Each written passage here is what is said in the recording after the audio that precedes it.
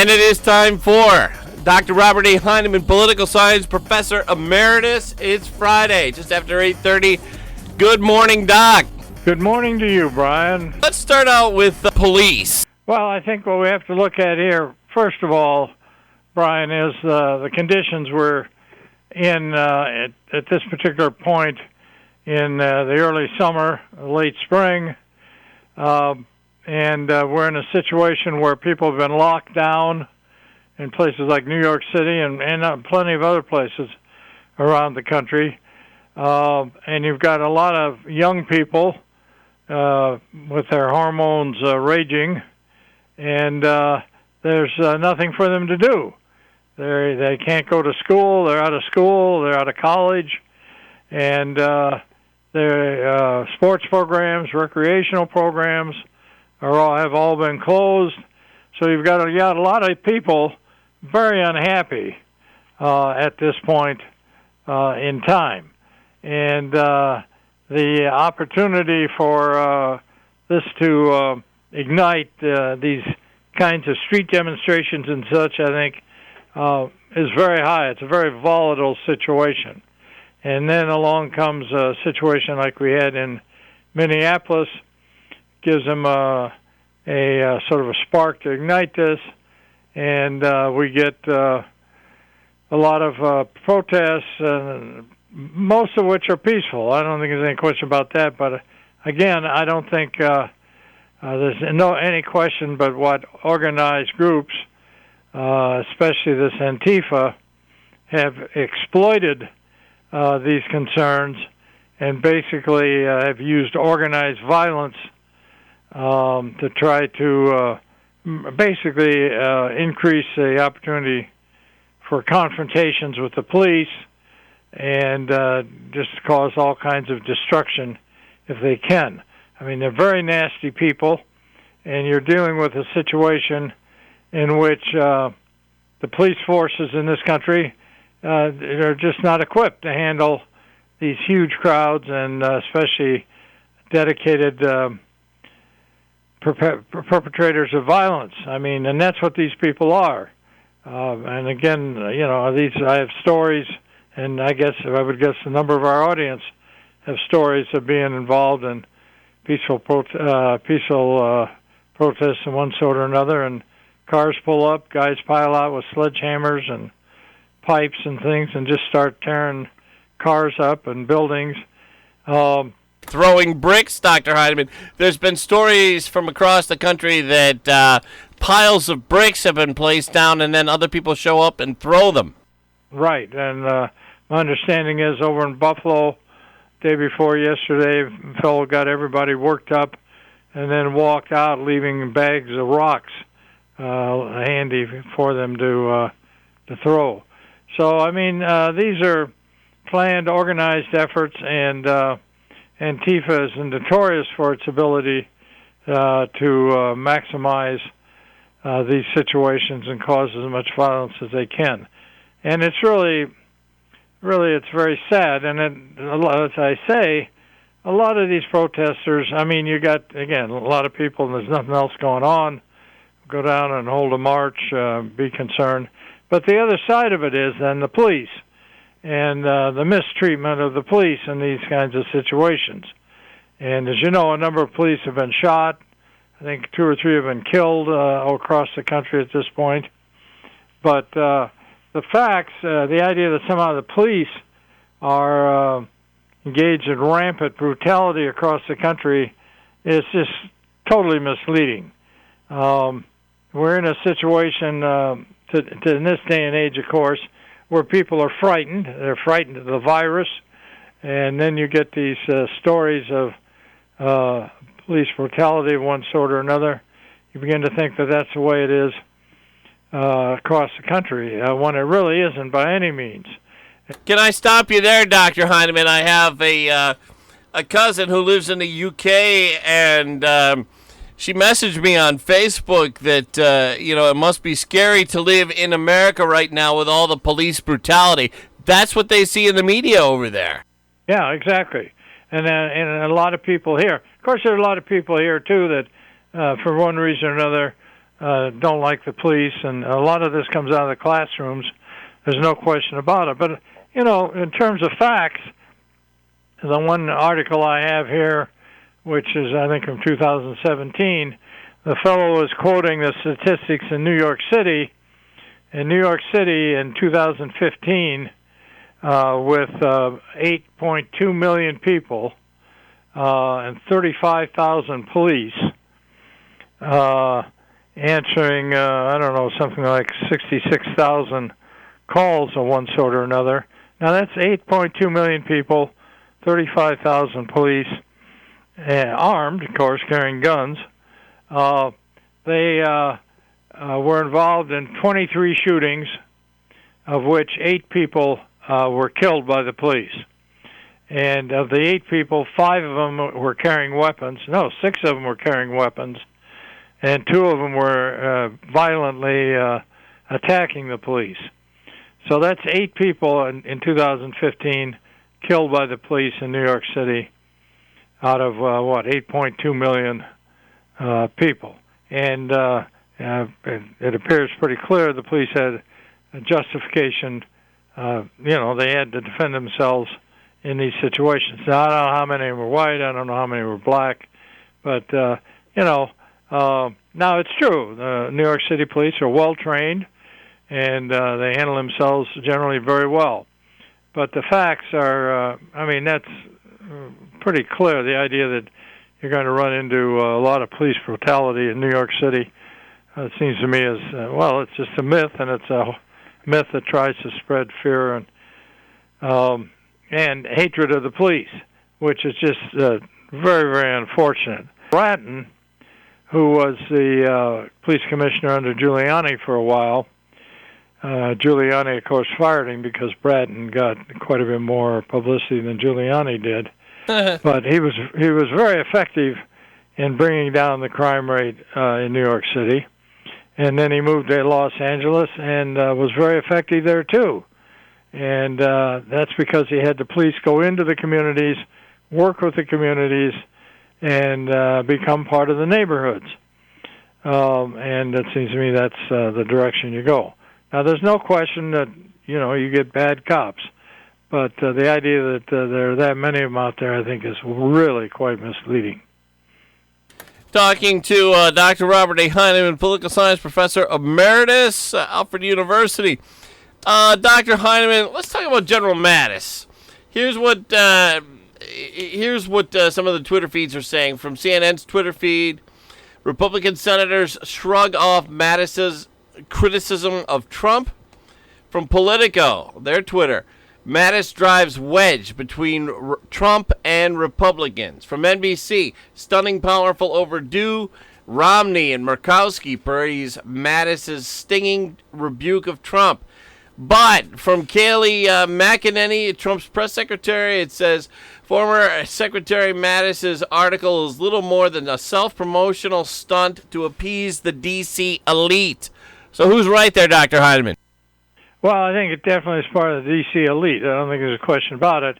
And frankly, I saw the comments by Murkowski, and I said to myself, it's just a matter of time till Romney comes bouncing along here, too.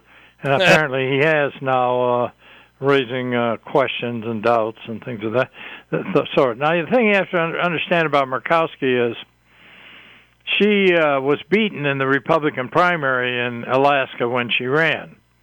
And so she ran as an independent and won the Senate seat as an independent and has voted with the Republicans and I guess considers herself a Republican, which is fine. We're happy to have her.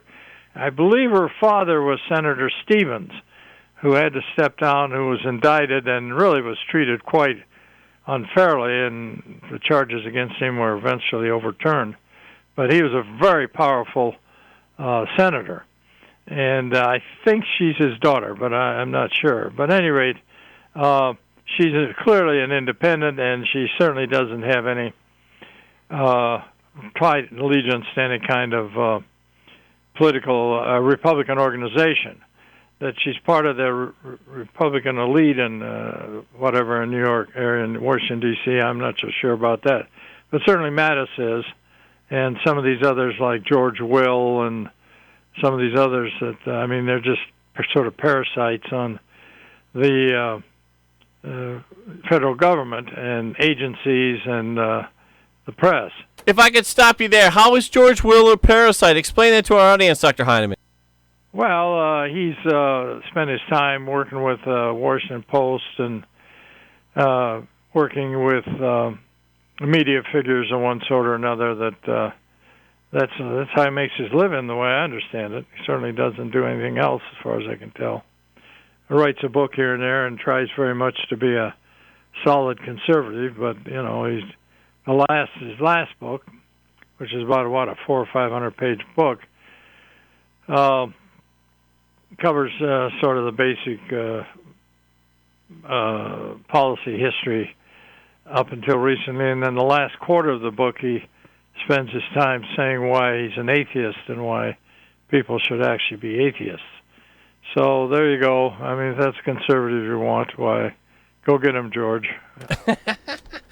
Dr. Heineman, the current Defense Secretary Mark Esper differs and said so publicly with President Donald Trump on the idea of using the military to get the protesters in cities across America under control where there's rioting. What do you make of all this?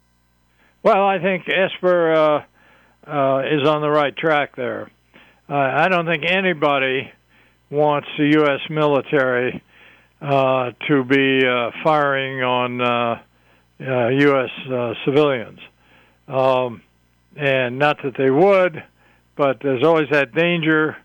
And so it's true. I think he called in the 82nd Airborne around Washington, D.C., and those fellows are, they're pretty effective fellows. But you just don't want to push that approach.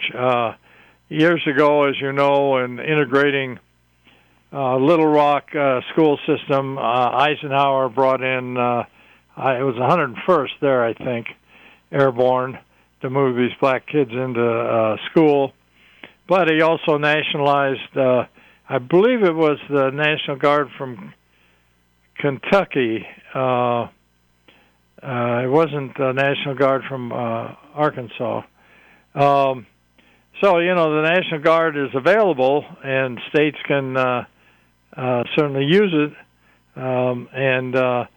certainly we would prefer them to do that. The other example there, remember, you probably don't remember, but during the 1920s, MacArthur moved federal troops because there was a big camp out there on the mall of World War I veterans who were short their pension or whatever, and they had a huge camp out there, and MacArthur moved in with federal troops and cleared them out. But that's just not a healthy thing to be doing. Right. And we've got the National Guard and other things. Now, the one point that is certainly relevant here is that most of these cities just do not have a police force capable of handling these kinds of crowds and these kinds of events, especially when you have organized purveyors of violence like Antifa and some of these other leftist groups that really just want to cause as much violence and damage as they can.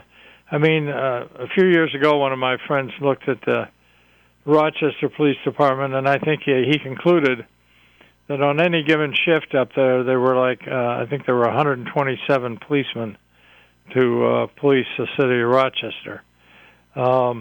And up there, to get a cop to come, you really have to have a situation where a gun is involved. Then they'll get out there, but other than that, it's going to be a while before they can get to you. And you can't blame them. There just aren't enough of them. And they manage to do pretty well, actually, given their limited resources.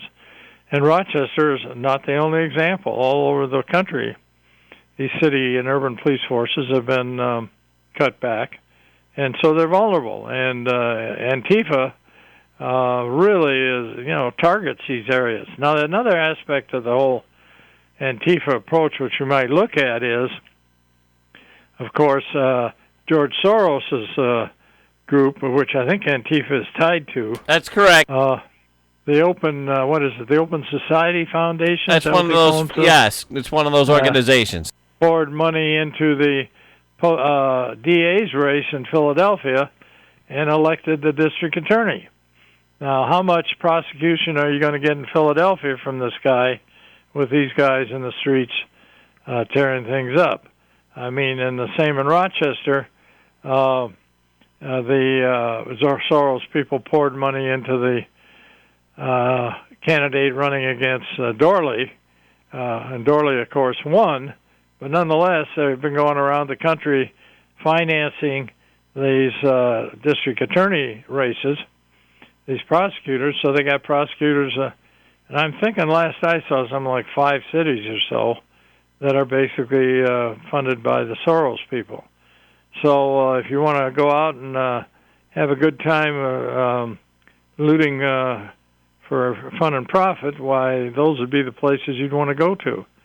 Dr. Heineman, on this topic of George Soros and his Antifa group there, James O'Keefe from Project Veritas had some conversations with Antifa. It wasn't James O'Keefe, but somebody working for Project Veritas. They do sting operations where they go in and talk to people pretending to be sympathetic to their cause, and then they get them to say too much, and they put the videos out online and on TV and on the radio. Apparently, the big quote from one of the Antifa leaders was encouraging people to jab people in the eye. Now, Antifa maintains we're innocent. I forget who the politician was who said that it's white supremacists imitating Antifa. It's not the real Antifa. The real Antifa is nice. What do you make of all this?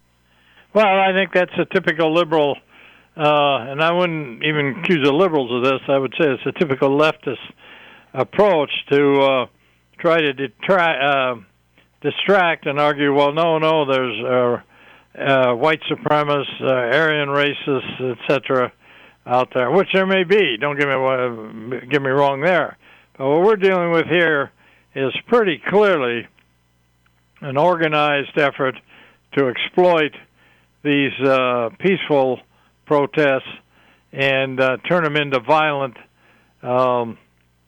results, and in an effort basically to threaten the police and threaten these neighborhoods. Finishing up, I wanted to bring up, we have a couple minutes left. I wanted to ask you about, it's kind of a related topic. They're going after Confederate statues now. Black people into positions of power of one sort or another, and that's a very good thing. But being in positions of power and having African Americans pretty well organized politically, obviously they don't have a whole heck of a lot of support for Robert E. Lee. And I guess we can understand that.